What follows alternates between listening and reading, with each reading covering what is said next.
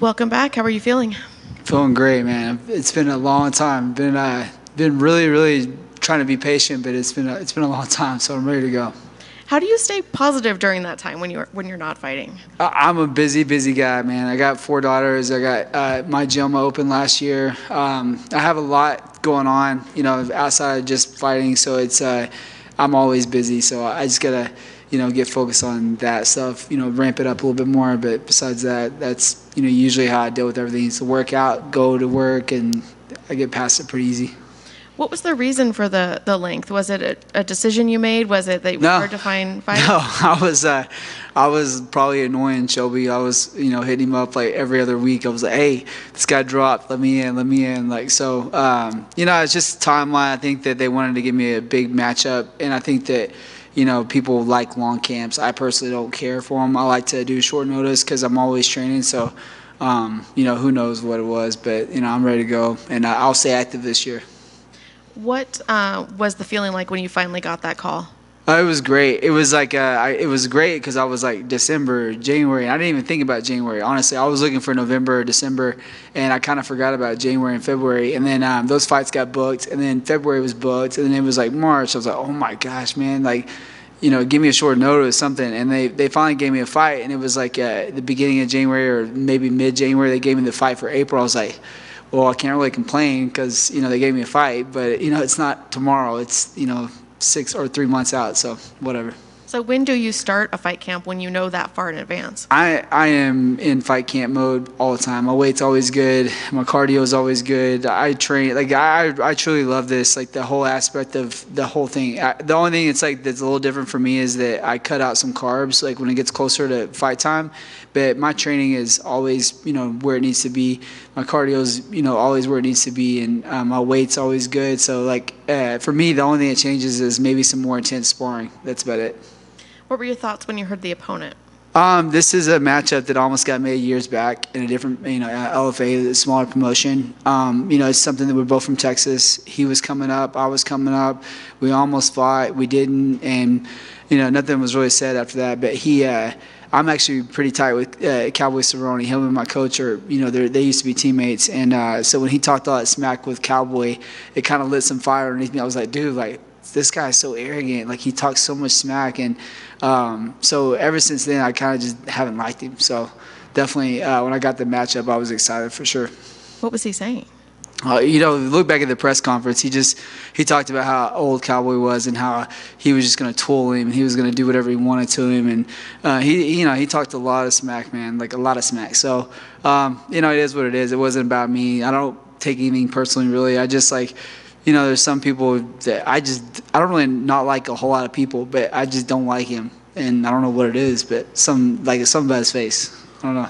Does he know you don't like him, or I don't know? Gonna be the first He'll time? know now. I don't know. I'll ask him. Hey, yeah. So you guys haven't run into each other at the hotel or anything, or? No. I would never, even if I didn't like him, I would never go up and hey, we're gonna fight. We're gonna be there Saturday night. We're gonna fight, and things will be settled then. Imagine that you guys had fought when you originally were talked about. How different are you guys now than that would have been then? Completely different. I think we were both undefeated at the time. He's just a different. He still thinks of himself as the undefeated fighter, and where I've been humbled. Where you can learn from these mistakes that you've made and things like that, and I think that he hasn't learned from that. And I don't care what he's changed with this camp, he's still going to have a problem with my cardio, and I'm still going to be coming forward. I'm still going to be looking for a finish in that third round when he's dying. So I think that there's so much has changed. I think we both have had those wars for sure, but I think that he's lacking the ability to learn from his mistakes, and he definitely comes out aggressive every single fight, does the same thing every single fight, and I'm going to take advantage of that. I'm going to come forward, he's going to be coming forward, and I'm not going to stop, and he will. Sounds like you think it's going to go to the third round. Is that what you're expecting from him? I'm expecting a third round battle, but I'm looking for a finish. So wherever that comes, I'm looking for a finish. Do you feel like you're a more dangerous fighter right now because you're coming off a couple losses and you have that animosity towards him? No, I don't have animosity towards him. I'm a more dangerous fighter right now because I have just grown so much in this last year. It was a rough year. So, like, I have grown so much from this last year, and I'm just a completely different person all around. And, my style had to change because I had an injury, which I've never had really. And so that put a lot of pressure on me to, like, learn different things and, become a different fighter. And mentally, I've grown so much from this last year. It's been, huge trials, huge errors, and things have just, went up and down. And, I'm in a great spot right now, mentally and physically, just, through the roof right now. I'm ready to go. Thank you. Hey, Damon. How do you decide on how much you're going to train at your Fortis and Safe's Fortis? I'm at both every day. So I go to my place in the morning. So 5:30 in the morning classes. I'm there, teaching either kickboxing or like an MMA fit, like workout wise. And then I go to Dallas around like 8 a.m. So I'm there from like 5:30 to 8. Go to Dallas from 9 to 12. I still train some of my clients there. I train there in the morning, and then I go back to my gym and I train there midday and at night. So I'm doing 2 and 3 days, 4 to 5 days a week.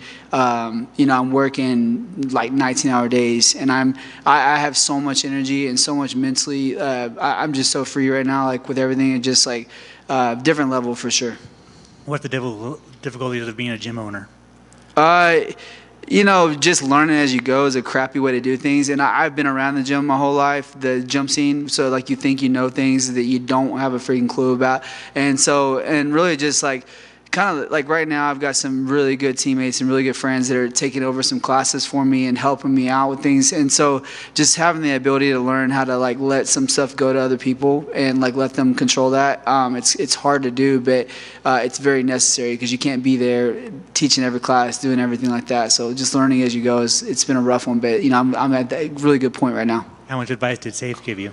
Oh yeah, every day. Like I'm always like, hey, what do I got to do to get these numbers up? What can I, whatever. It made just being around him for all these years, learning how to coach and learning how to speak to people, learning how to like carry yourself. And, I learned so much from him. And he's one of the best coaches to ever do it. And to learn from him as a gym owner and a coach, like, both ways, it's been great.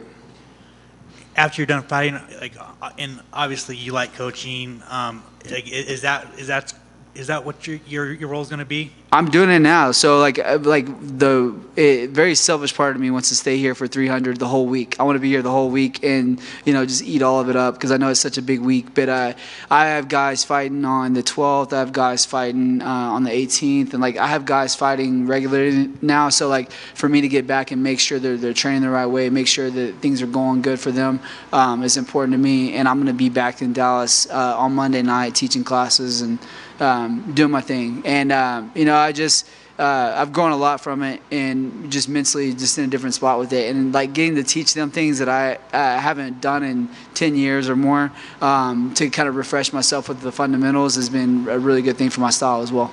Since your last fight, Ilya Topuria became the champion, and I just wanted to ask, being a former opponent, did you see how special he was while watching tape on him and then obviously fighting him? Well, before we fight, he had nothing online, nothing. And so I'm like, oh, this dude's he's a black belt. I don't care about a black belt. I don't care about jiu-jitsu. I don't care who you are. I can grapple with you, and if you're the same size as me. So whenever they gave me the matchup, I told Coach, I was like, hey, I want this fight. They think this guy's awesome. I'm gonna take him down 7 because he all he showed was grappling. It was some videos of him grappling or some fights of his where he took the guy down or whatever. And so I was like, oh, there's no threat on the feet. I'm gonna take the fight.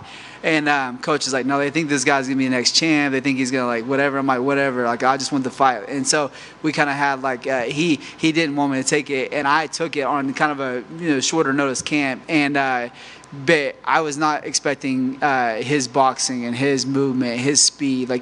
He's a very talented dude, man. So to lose to him, and to see him go on and win, to see Danny Ige up there, winning, and I always known Danny Ige was a tough fighter and a very special fighter, and so I'm happy to see him continue to win after he beat me. I wasn't the same person for that fight. I didn't have my pec. I tore it right before the Pat Sabatini fight, and I got lucky as hell and caught him with a front kick, and because that would have been rough to wrestle him the whole fight. And so, you know, like to lose to those guys and to see them doing well, it's pretty cool. And I didn't lose to Billy. I don't care what anybody says. I didn't lose that damn fight. So I'm not on a 2-fight skid. I'm on a no contest and a loss. So. Do you regret taking the Topuria fight now?